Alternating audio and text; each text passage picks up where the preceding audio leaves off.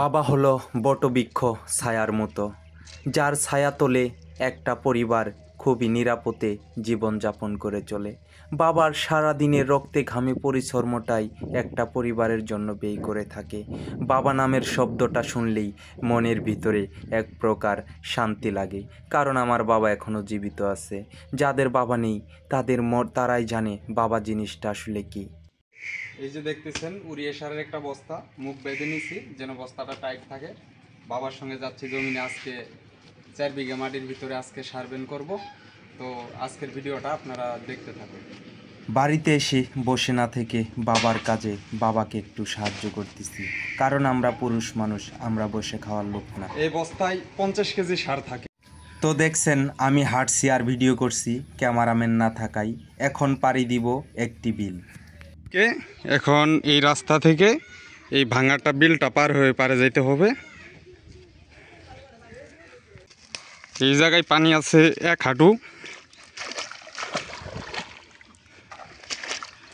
দেখতেছেন 2টা হাঁস কত সুন্দরভাবে কিন্তু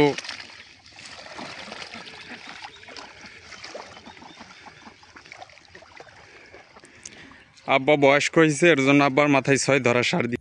ভিডিওর পিছনে যে জায়গাটা দেখতে পাচ্ছেন, আসলে এই বিল থেকে এই রাস্তায় উঠতে সব থেকে আমাদের এলাকার কৃষকরা সব থেকে কষ্ট ফিল করে থাকে। আসলে আমি এই 50 কেজি বোঝা নিয়ে কিন্তু উঠানে উঠি নাই, কিন্তু রাস্তা থেকে নিচ দিকে নেমে যে পরিমাণ কষ্ট লেগেছে সেটা আপনাদের বলে বোঝাতে পারবো না। আমার এলাকার আশপাশ যারা আছেন অবশ্যই আপনারা জানেন যে আসলে এই উঠানেগুলো উঠতে কী পরিমাণ কষ্ট।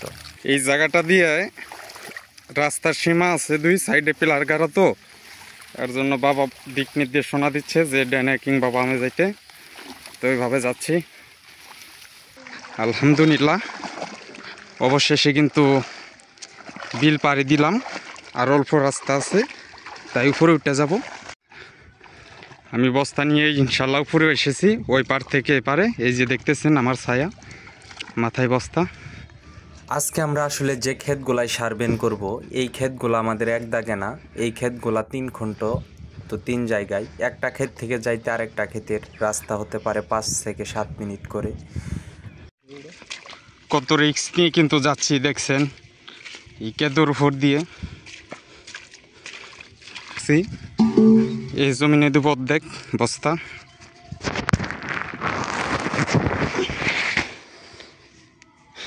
নামিয়ে ফেললাম। এই যে পাশে যে জমিটা দেখতেছেন এই জমিতে দিব, আর এখান থেকে অর্ধেক সার দিয়ে আর অর্ধেক দিব ওই যে বাড়ির কাছে।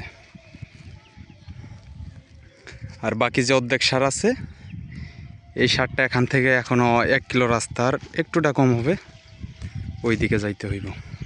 তো দেখতে পাচ্ছেন আব্বা বস্তাটি খুলতেছে, অবশেষে খোলা হয়েছে।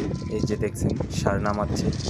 আসলে বাবার কাজের কথা বলে বোঝাতে পারবো না। আমার এলাকার সবাই জানে আমার আব্বু কী পরিমাণ কাজ করে। আমার আব্বু কৃষিকাজ ছাড়া অন্য কোনো কাজ করতেই পারে না, বিশেষ করে কৃষিকাজকে উনি অনেক ভালোবাসে। ছোটো থেকেই দেখছি সকাল ফজরের নামাজটা পড়ে বের হবে জমিনে, দুপুরে খাইলো না খাইলো তার খোঁজ খবর না রেখেও উনি মনে করেন যে সন্ধ্যা 7টা পর্যন্ত কাজ করে যায়, কোনো কোনো সময় রাত 8টা বাজে। সবাই আমার বাবার জন্য দোয়া করবেন। আসসালাম।